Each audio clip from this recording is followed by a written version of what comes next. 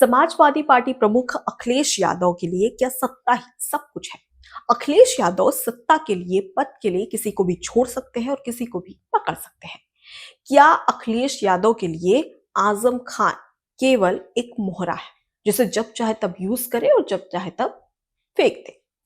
क्या अखिलेश यादव सत्ता के लिए अपनों को भी नहीं बख्श सकते? ये तमाम सवाल इसलिए खड़े हो रहे हैं क्योंकि अब मैं आपको जो सच्चाई बताने जा रही हूं, उसे सुनकर आपको भी यही लगेगा कि यही सत्य है और वाकई में यही सत्य है। दरअसल आपको बता दें कि बिहार में विधानसभा चुनाव हो रहे हैं। 2 चरणों में चुनाव होना है। इस बीच अखिलेश यादव ने समाजवादी पार्टी के 20 स्टार प्रचारकों की लिस्ट जारी की। हालांकि आपको बता दें कि अखिलेश यादव की जो पार्टी है, समाजवादी पार्टी, वो बिहार में चुनाव नहीं लड़ रही है। वो केवल और केवल महागठबंधन को सपोर्ट कर रही है। इस बीच में ये लिस्ट पूरी सच्चाई बता देती है अखिलेश यादव की।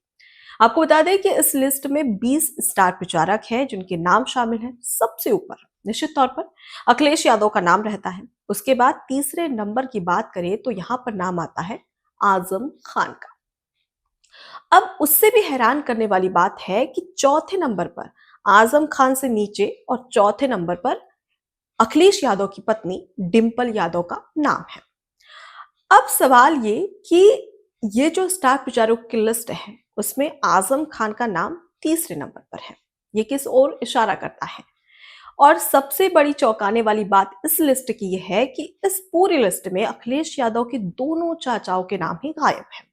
आपको बता दें कि शिवपाल यादव जो कि पार्टी के महासचिव हैं और वहीं रामगोपाल यादव जो कि पार्टी के मुख्य राष्ट्रीय महासचिव हैं, इतने बड़े पद पर होने के बावजूद भी दोनों ही चाचाओं के नाम गायब है। आखिर क्यों? और तीसरे नंबर पर आजम खान क्यों?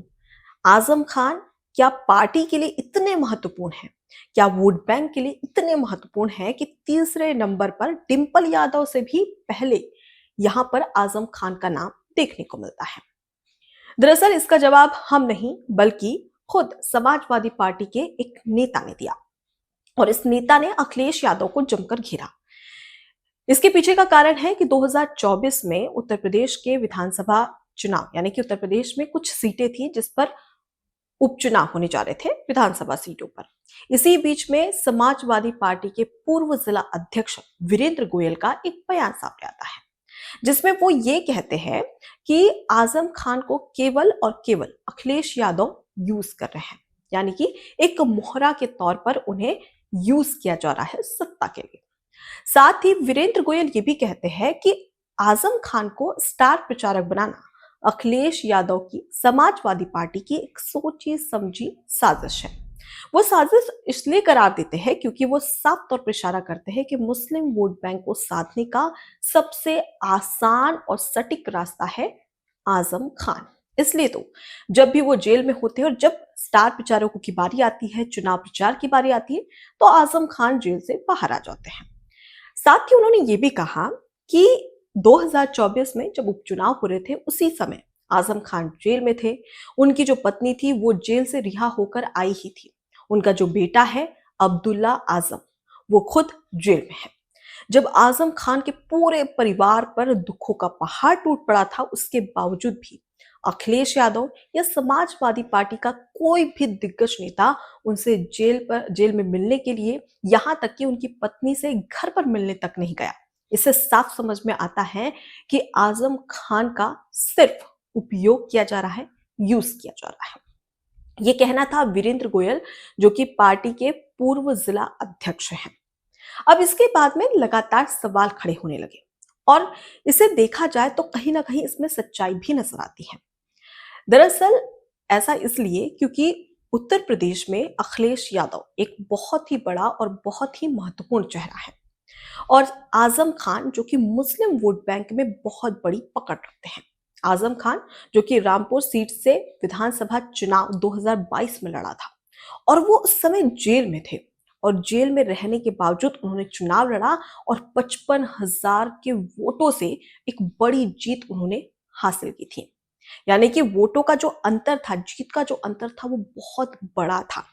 इससे साफ समझ में आता है कि जेल में रहने के बावजूद भी आजम खान विधानसभा चुनाव जीत जाते हैं, रामपुर विधानसभा सीट से। इससे पता चलता है कि आजम खान की पकड़ जो है वो कितनी मजबूत है। आपको बता दें कि वो 2022 में 10वीं बार विधायक बनते हैं। और ऐसा नहीं कि उन्होंने सिर्फ विधानसभा चुनाव लड़ा हो, उन्होंने लोकसभा चुनाव में भी अपना हाथ आजमाया और एक प्रचंड जीत हासिल की और समाजवादी पार्टी की झोली में डाली। इससे साफ समझ में आता है कि मुस्लिम वोट बैंक को साधने के लिए समाजवादी पार्टी के लिए बहुत बड़ा मोहरा, एक जरिया है आजम खान, जिसे यूज किया जाता है और उसके बाद में वापस से छोड़ दिया जाता है। और ये सवाल कई बार खड़े भी हुए हैं और सिर्फ यहाँ पर आजम खान की बात नहीं की जा रही है। इसके अलावा अगर हम शिवपाल यादव की बात करें तो इनके साथ भी कुछ ऐसा ही अखिलेश यादव करते नजर आए थे। आपको याद होगा कि जब 2012 में विधानसभा चुनाव होते हैं, उस समय समाजवादी पार्टी एक बड़ी जीत हासिल करती है और सामने आता है कि आखिर उत्तर प्रदेश का मुख्यमंत्री कौन होगा। मुलायम सिंह यादव से पूछा जाता है कि क्या इस बार भी वही मुख्यमंत्री बनेगी या इसके अलावा कोई और नया चेहरा समाजवादी पार्टी सामने लेकर आएगी। इस दौरान आपको बता दें कि शिवपाल यादव जो कि अखिलेश यादव के चाचा है, वो पार्टी का दूसरा सबसे बड़ा चेहरा माना जाता था। मतलब मुलायम सिंह यादव जिन्होंने समाजवादी पार्टी की स्थापना की और दूसरा चेहरा शिवपाल यादव, यानी कि एक बहुत बड़ा चेहरे के तौर पर शिवपाल यादव को देखा जाता था। उस समय शिवपाल यादव नहीं चाहते थे कि अखिलेश यादव मुख्यमंत्री बने और उन्होंने साफ तौर पर मुलायम सिंह यादव से कहा था कि मैं चाहता हूं कि आप ही इस बार मुख्यमंत्री बने। लेकिन मुलायम सिंह ने यह कह दिया कि पार्टी का दबाव है और सब चाहते हैं कि अखिलेश यादव एक युवा मुख्यमंत्री होना चाहिए। उसके बाद में अखिलेश यादव मुख्यमंत्री बन जाते हैं और चाचा और भतीजे के बीच में अक्सर छुटपुट घटनाएं होती हैं। अक्सर जो नाराजगी है वो देखने को मिलती है और नाराजगी इस हद तक बढ़ जाती है कि अखिलेश यादव जब बतौर मुख्यमंत्री रहते हैं तो वो मंत्री शिवपाल यादव के कई ऐसे विभाग हैं जो कि उनसे छीन लेते हैं। नाराजगी साफ तौर पर झलकती है और शिवपाल यादव 2017-18 के बीच में पार्टी छोड़ देते हैं। इससे एक बहुत बड़ा नुकसान होता है समाजवादी पार्टी को, अखिलेश यादव को। इसके बाद में आपको ये भी बता दें कि शिवपाल यादव खुद की पार्टी खड़ी करते हैं और प्रगतिशील समाजवादी पार्टी इसका नाम रखते हैं।